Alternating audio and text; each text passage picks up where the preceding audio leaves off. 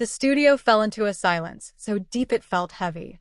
3 million people were watching through the camera lenses, but under the blinding stage lights, the world had shrunk down to just two figures. On one side stood Professor Arthur Sterling, a man in a tailored Italian suit that cost more than a car, his face twisted in a sneer of absolute victory. On the other side stood Marcus M.J. Robinson, a 9-year-old boy drowning in a faded navy hoodie, looking smaller than ever against the massive slate blackboard looming behind him. Sterling leaned into his microphone, his voice dripping with faux pity, loud enough to echo in every living room across America. Go home, son. Mathematics is a language for the disciplined, not a playground for charity cases. You don't belong here. In the front row, MJ's grandmother, Nana Rose, clutched her chest, her oxygen tube trembling as she held back tears. The audience shifted uncomfortably. They looked at MJ with pity. They saw a defeated child. They saw the end of the road. MJ looked down at the piece of chalk in his hand. It was dusty, small, brittle, just like they thought he was. But Nana Rose had taught him one thing about being small. You can fit in places the giants can't. MJ didn't drop the chalk. He gripped it until his knuckles turned white. He didn't step back into the shadows. He stepped forward into the light.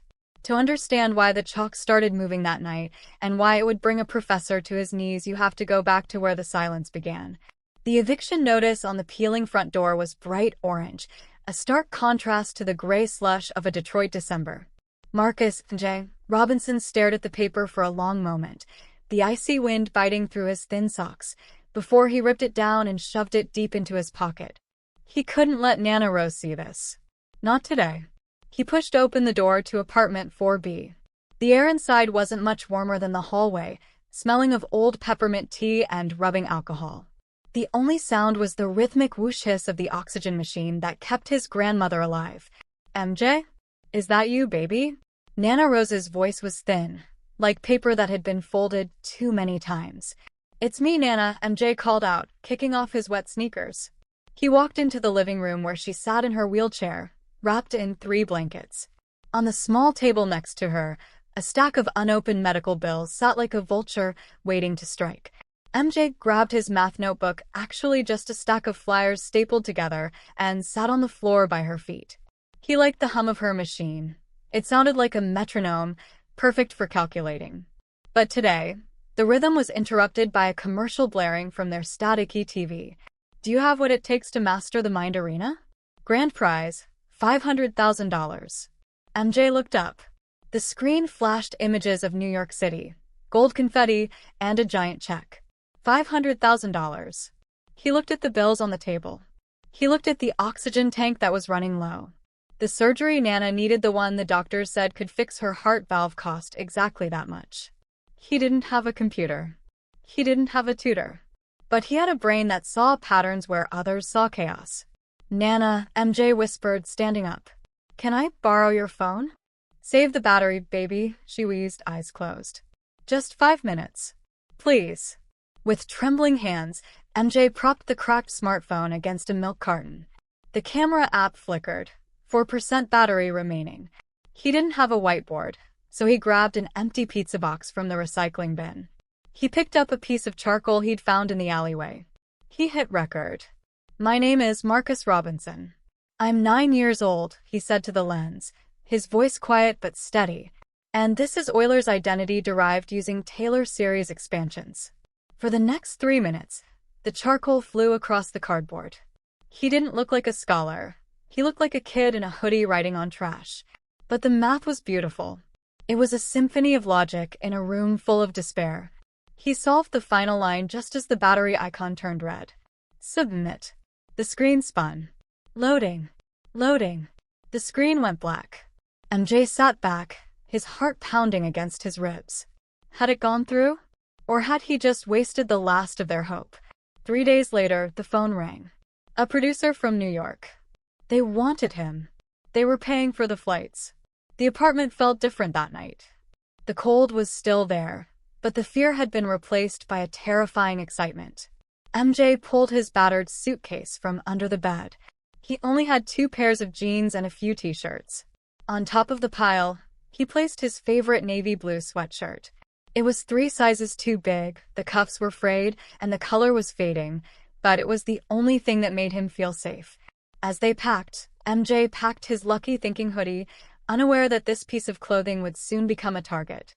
New York City at Christmas was a galaxy of lights, but the TV studio felt colder than the streets of Detroit. It was a coldness that had nothing to do with temperature and everything to do with the way people looked at you.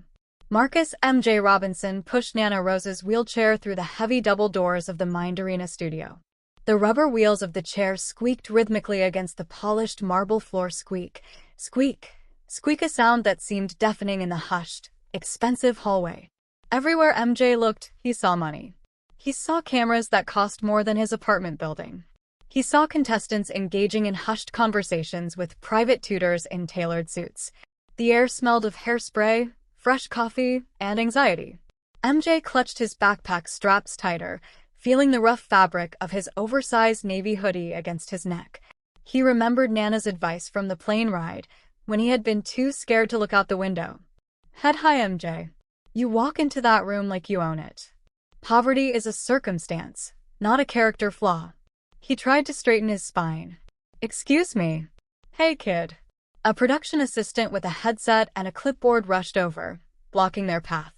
She didn't look at MJ's face. She looked at his frayed sneakers and the faded hoodie.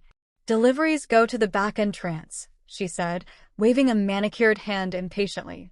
Craft services is down the hall to the left. Just leave the bagels and get out before the show starts. MJ stopped. His face burned hot. Nana Rose placed a trembling hand on his arm, but MJ spoke up before she could. I'm not delivering bagels, MJ said, his voice small but steady. He reached into his pocket and pulled out a crumpled lanyard the producers had mailed him. I'm Marcus Robinson. I'm a contestant. The assistant's jaw dropped. She looked from the laminate badge to the boy, then back to the badge. Oh, the viral kid. Right.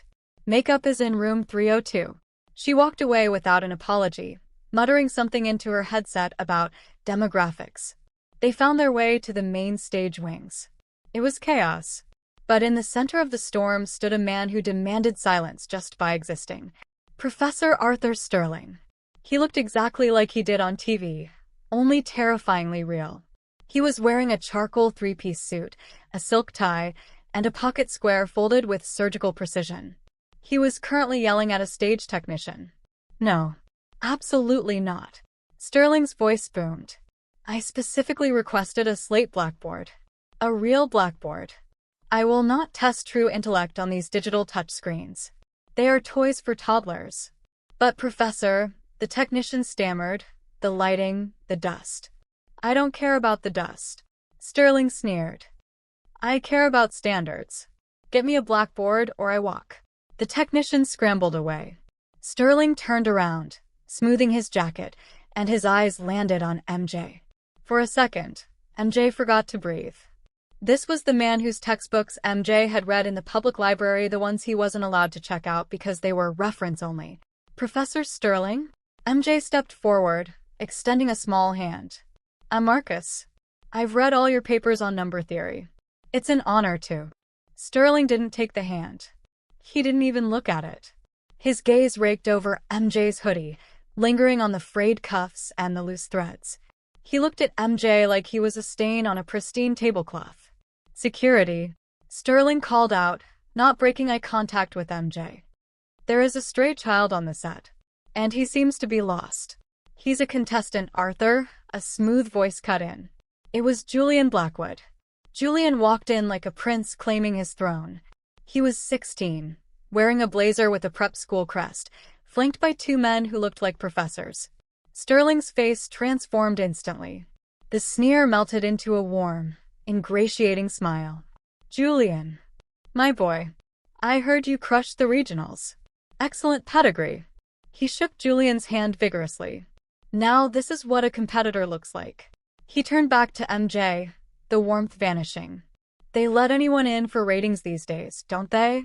A viral video doesn't make you a mathematician, son. It makes you a circus act. He leaned down, his cologne smelling of expensive musk and disdain. Don't worry. I'll make sure the standards are upheld. I won't let you turn my competition into a charity ward. Jay felt tears pricking his eyes, hot and sudden. He wanted to run. He wanted to grab Nana and go back to Detroit, back to the cold apartment where nobody looked at him like he was dirt. But then he felt Nana's hand squeeze his. Head high. Positions, the director shouted. We go live in 60 seconds. MJ took his place at the podium. It was too tall for him. He had to stand on a wooden crate they brought out at the last minute. Across the stage, Julian stood confidently. In the judge's chair, Sterling sat like a king, steepled fingers resting on his chin. The studio lights dimmed, plunging the audience into darkness, leaving only the contestants blinded by the spotlights. 10 seconds. MJ's heart hammered against his ribs like a trapped bird. Don't let them see you shake, he told himself. Just do the math. 5, 4, 3. The director pointed a finger at the stage. 2, 1. On air.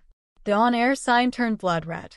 Professor Sterling turned slowly in his swivel chair, looked directly at MJ, and offered a smile that didn't reach his eyes, a predatory smile that promised pain. The studio lights were blinding, hot enough to make MJ sweat inside his navy hoodie, but he didn't dare take it off. That hoodie was his armor. Without it, he was just a skinny kid from Detroit standing next to giants.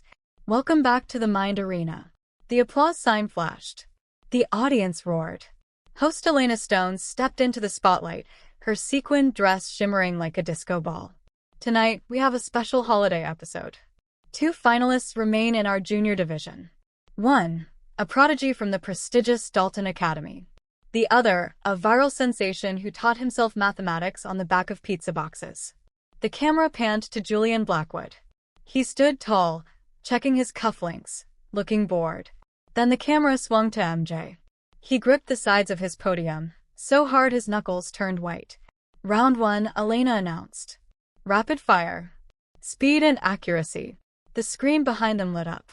Integrate 3x squared from 0 to 4. 64. Julian answered before Elena even finished reading.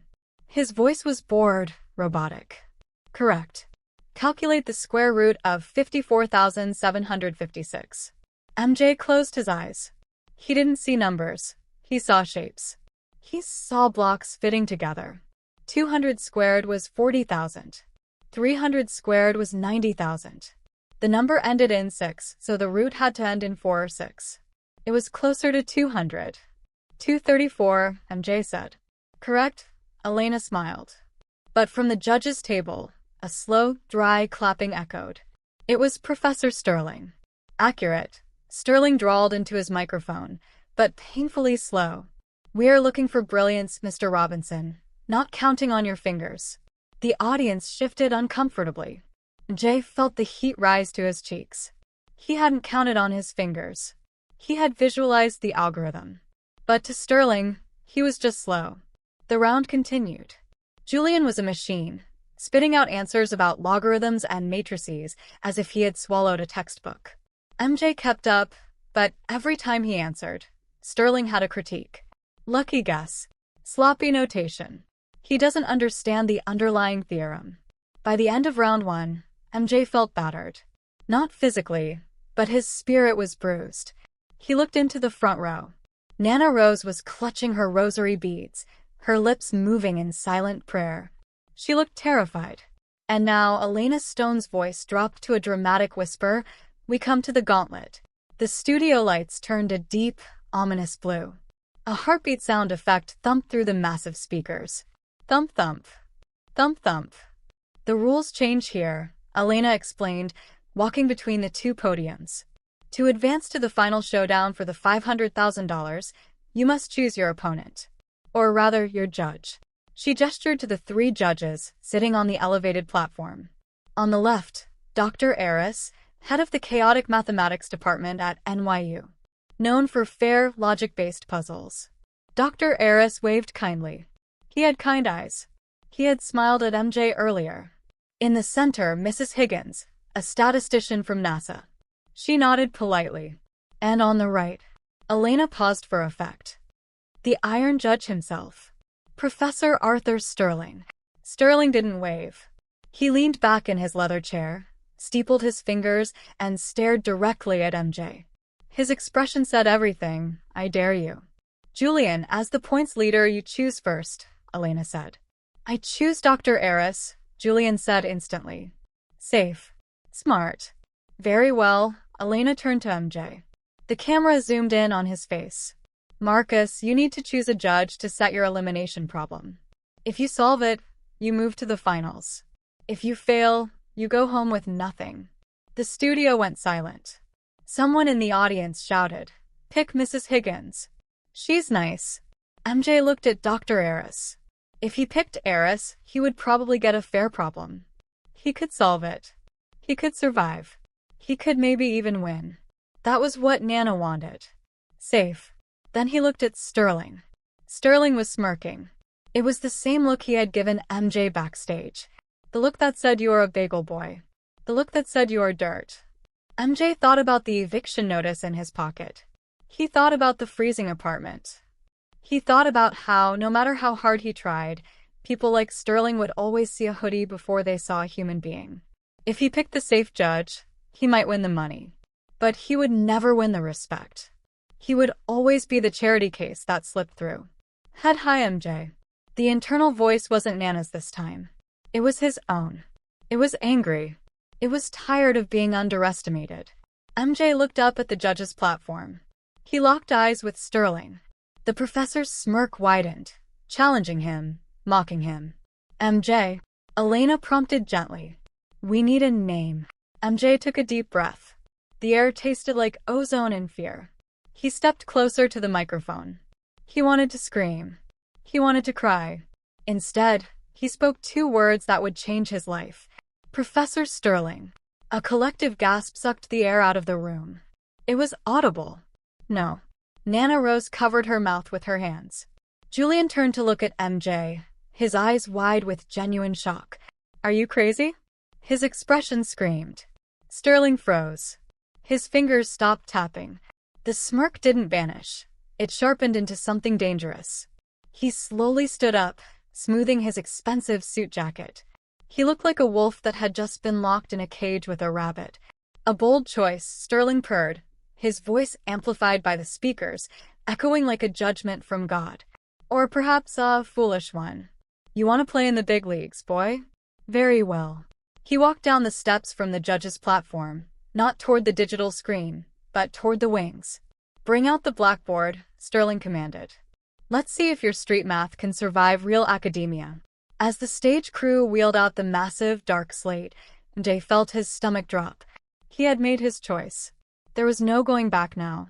He had walked straight into the lion's den, and the lion was hungry. The sound of Professor Sterling's chalk hitting the blackboard echoed through the studio like a gavel sentencing a criminal. Clack, clack, screech, clack. It was a rhythm designed to intimidate. Sterling wasn't just writing a math problem. He was performing an execution. He moved across the stage with slow, deliberate strides, his back to the audience, the white dust drifting down onto the polished floor like snow. MJ stood on his wooden crate, feeling smaller than he ever had in his life. The blackboard was massive, a 12-foot-long monstrosity of dark slate that seemed to swallow the light. It loomed over him, a black void waiting to consume his dreams.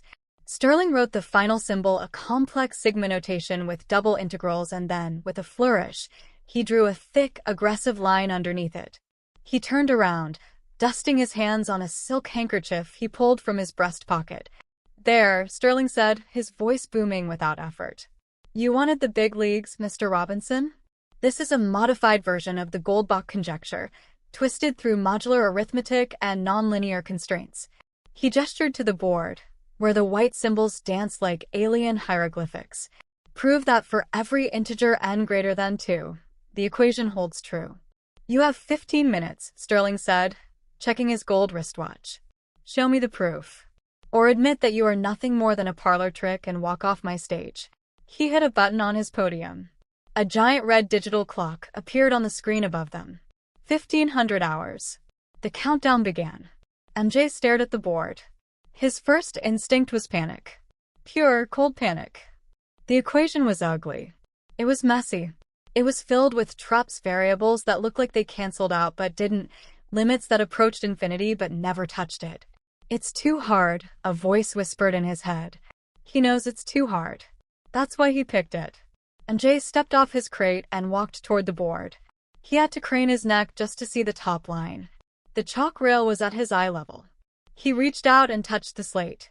It was cold. 12 o'clock remaining. The audience was dead silent. Usually in game shows, there is music, tense, dramatic music to keep the energy up.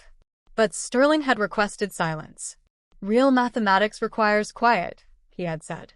That silence was heavy. It pressed against MJ's eardrums. He could hear the hum of the cameras. He could hear the shallow breathing of the cameraman 3 feet away. He picked up a piece of chalk. His hand was shaking. He tried to write a preliminary calculation in the corner, just testing a value for n. The chalk snapped in his hand. Snap. A few people in the audience gasped. Sterling chuckled. A low, dry sound. Nervous, boy? You should be. Confidence is quiet. Insecurity is loud. MJ grabbed another piece. He forced his hand to steady. Focus, he told himself. Don't look at the suit. Look at the numbers. Numbers don't lie. Numbers don't hate you. He started to break it down. If n is an integer, he tried n equals 3. He worked through the left side of the equation. It equaled 14. He worked through the right side. It equaled 14. It worked. He tried n equals 4. It worked. 8 o'clock remaining. He was sweating now. The hoodie felt like a sauna. He could feel trickles of sweat running down his back. He was just plugging in numbers. That wasn't a proof. That was guessing. To prove it for every integer, he needed a general formula. He needed to find the pattern that connected them all. But the pattern wasn't there. Every time he tried to link the variables, the logic fell apart. It was like trying to build a bridge out of mist. MJ stepped back, wiping his forehead with his sleeve. He looked into the audience. He found Nana Rose. She wasn't praying anymore. She was gripping the armrests of her wheelchair, so hard her skin looked translucent. Her eyes were locked on him, wide and terrified. She looked at the timer. 5 o'clock. She knew. She knew he was failing. MJ looked at Julian. The rich kid was standing by his podium, arms crossed, frowning at the board. Julian wasn't looking at MJ with contempt anymore. He was looking at the board with confusion. He was mouthing numbers to himself, shaking his head. Even Julian can't see it, MJ realized. 3 o'clock remaining. 3 minutes, Elena Stone announced, her voice filled with genuine worry. MJ, you need to show your work. MJ felt his throat close up. The eviction notice burned in his pocket. The $500,000 was slipping away, dissolving into chalk dust. He was going to go back to Detroit. Nana was going to die because he wasn't smart enough. Because he was just a kid in a hoodie who thought he could fly. Sterling stood up. He didn't even wait for the timer. He began to button his jacket, preparing to leave. It's over, Sterling declared, his voice cutting through the silence like a knife. This is painful to watch. You're a brave child, Marcus. But bravery doesn't solve equations. Education does. Breeding does. He walked to the edge of the stage, addressing the camera. Let this be a lesson to the viewers at home. There are no shortcuts to greatness. You cannot learn this on YouTube. He turned back to MJ, his eyes cold and dead. Go home, sweetheart. Take your grandmother and your little hoodie and go back where you belong. This stage isn't for you. 1 o'clock remaining. Something snapped inside MJ. It wasn't the chalk this time. It was the fear. The fear broke, and underneath it, he found something else. Something hot and bright. He looked at the board again. Really looked at it. Not with panic, but with anger. He looked at the variables Sterling had written. He looked at the condition, n greater than 2. And then, he saw it. It was tiny. It was hidden deep inside the modular constraint of the second term. A contradiction. A logical impossibility. The equation wasn't hard. The equation was a lie. Sterling had written a problem that couldn't be solved because the premises canceled each other out. He had set MJ up to fail. He wanted MJ to spend 15 minutes chasing his tail, looking for an answer that didn't exist. MJ looked at Sterling's back. The professor was already shaking hands with the producer, celebrating his victory. MJ looked at the chalk in his hand. He didn't feel small anymore. 0:30 remaining. MJ stepped forward. He didn't walk, he marched. He grabbed a fresh, thick stick of chalk from the tray. He didn't stand on the crate. He reached up as high as he could. The studio was silent, waiting for the buzzer, waiting for the defeat. Instead, they heard a sound. It was the sound of chalk biting into slate with the force of a weapon. Sterling turned around, annoyed.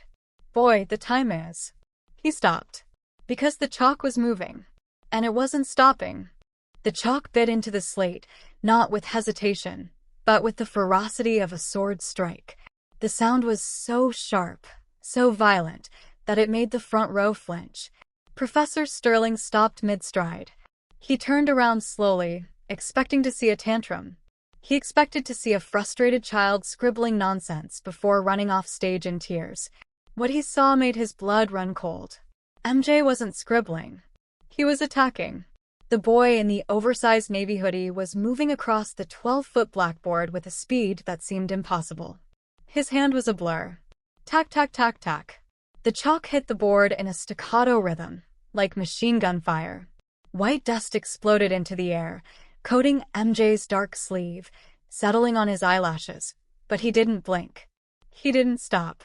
He wasn't writing a solution at the bottom. He was writing over the professor's equation. He was drawing arrows, circling variables, and slashing through entire lines of calculus with thick, angry strokes. What are you doing? Sterling sputtered, stepping forward. Stop this.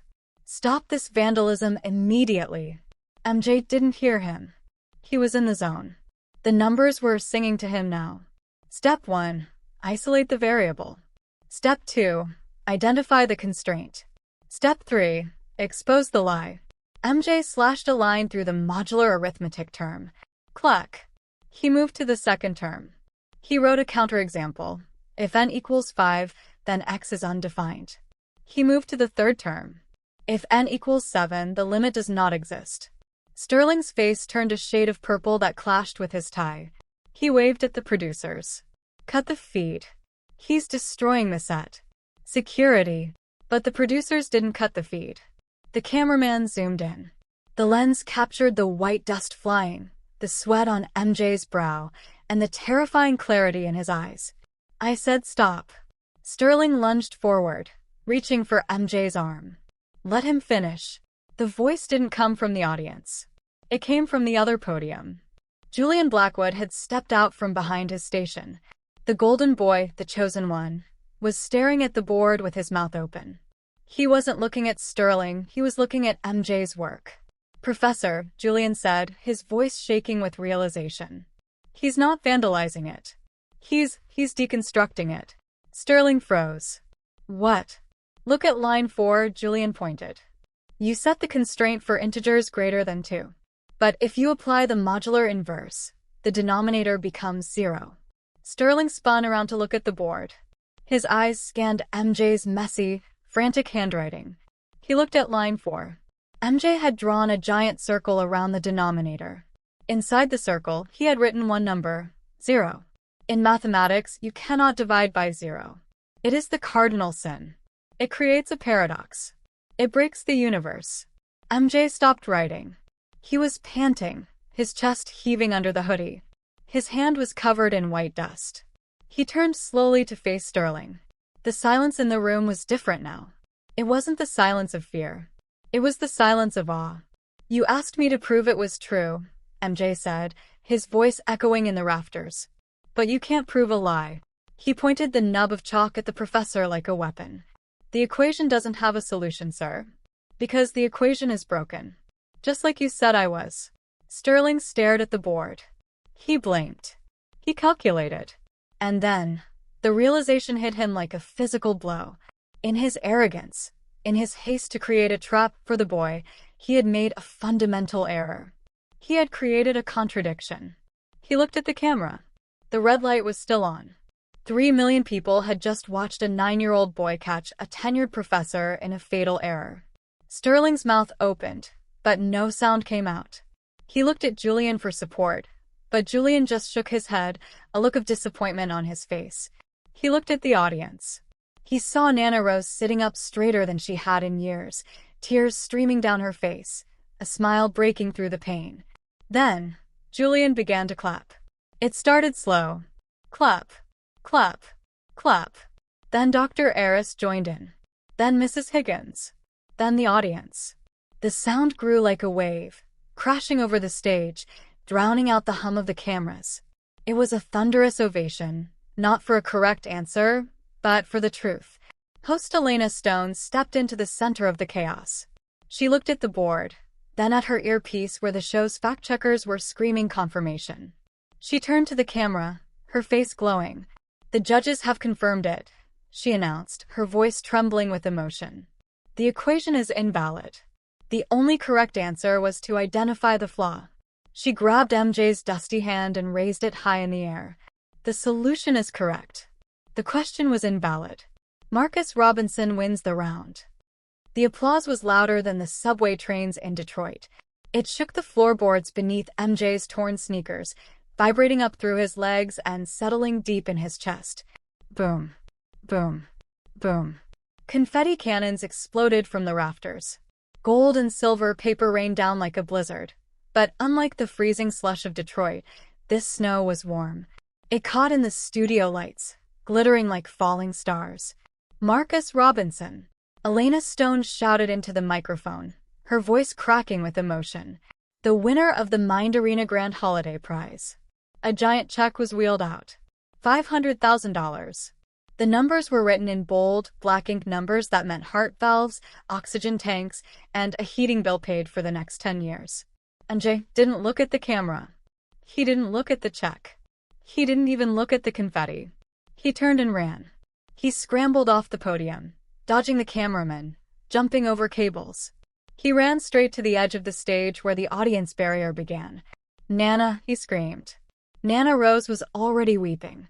Her hands, usually shaking from age and illness, were reaching out to him with a strength he hadn't seen in months. MJ practically threw himself over the railing, burying his face in the wool blanket on her lap. "I did it, Nana," he sobbed, his voice muffled against her knees. "I moved the chalk. I moved it. I know, baby." "I saw," she whispered, stroking his head through the hood. "You were magnificent." On stage, the celebration continued, but the dynamic had shifted. Professor Sterling was standing off to the side, looking like a ghost at his own funeral. He tried to force a smile for the cameras, but his eyes were darting around, looking for an exit. The producers were already ignoring him, focusing their lenses on the crying boy in the audience. Sterling adjusted his tie one last time, turned on his heel, and slipped into the shadows of the backstage wings. No one stopped him. No one asked for an interview. He simply faded away, erased by the very brilliance he tried to suppress. But someone else was walking toward MJ. Julian Blackwood navigated through the crowd. He looked different. The arrogance that usually held his chin up was gone, replaced by something softer. Respect. He tapped MJ on the shoulder. MJ pulled back from his grandmother, wiping his eyes, expecting an insult. "You win," Julian said simply. He extended a hand. MJ hesitated, then took it. Julian's grip was firm. "My tutors taught me every formula in the book," Julian said, shaking his head with a wry smile. "They taught me how to solve problems. But they never taught me to question if the problem was wrong." He looked at the blackboard, still covered in MJ's dusty, angry scrawl. "You didn't just beat me, Marcus. You taught me. You helped me," MJ said softly. "When Sterling tried to stop me." "Yeah, well," Julian shrugged, looking embarrassed. "Math is about truth. What Sterling did, that was a lie. And I don't like liars." Julian reached into his blazer pocket and pulled out a sleek business card. "My father is on the board of trustees at MIT. I'm going to make sure he sees that video. You're not going back to a school without textbooks, MJ. Not if I can help it." Julian walked away, disappearing into the confetti, leaving MJ standing there with a future that suddenly looked a lot bigger than Detroit. Later, backstage, the studio was quiet. The janitors were sweeping up the gold paper. The lights were dimmed. MJ sat on a folding chair next to Nana Rose. The giant check was leaning against the wall, almost comically large in the small dressing room. MJ looked at his hands. They were still stained white with chalk dust. He rubbed his thumb against his fingers, feeling the grit. "We can pay the hospital now," MJ said, his voice echoing in the empty room. "We can get the surgery next week."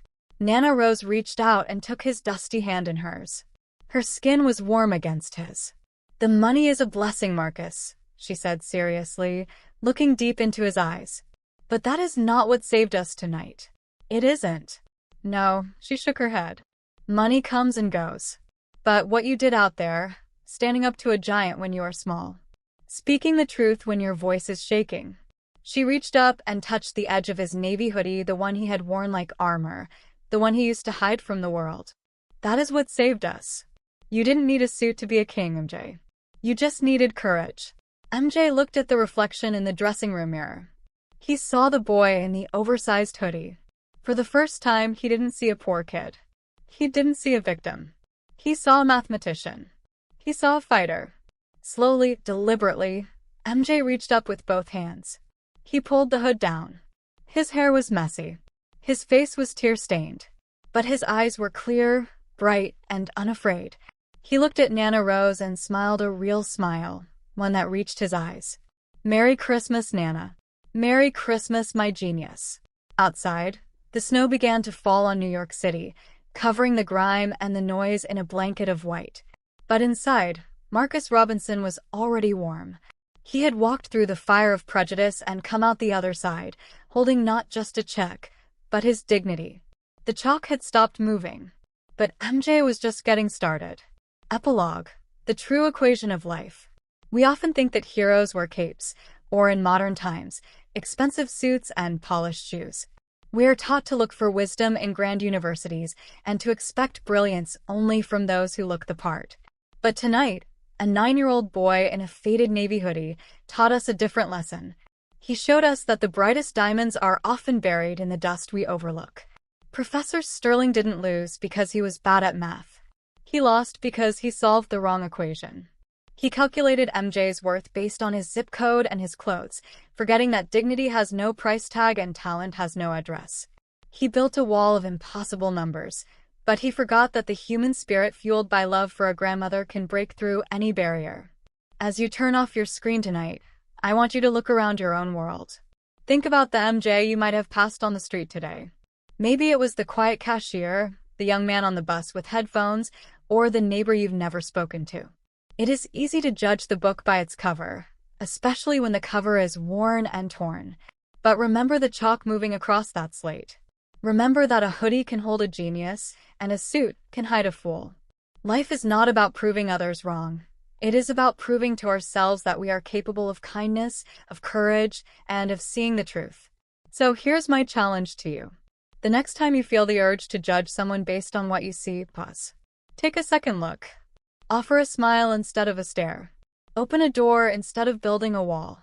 Because you never know, you might be standing next to someone who is about to move the world. Kindness is the only language that the deaf can hear and the blind can see. Let's speak it more often.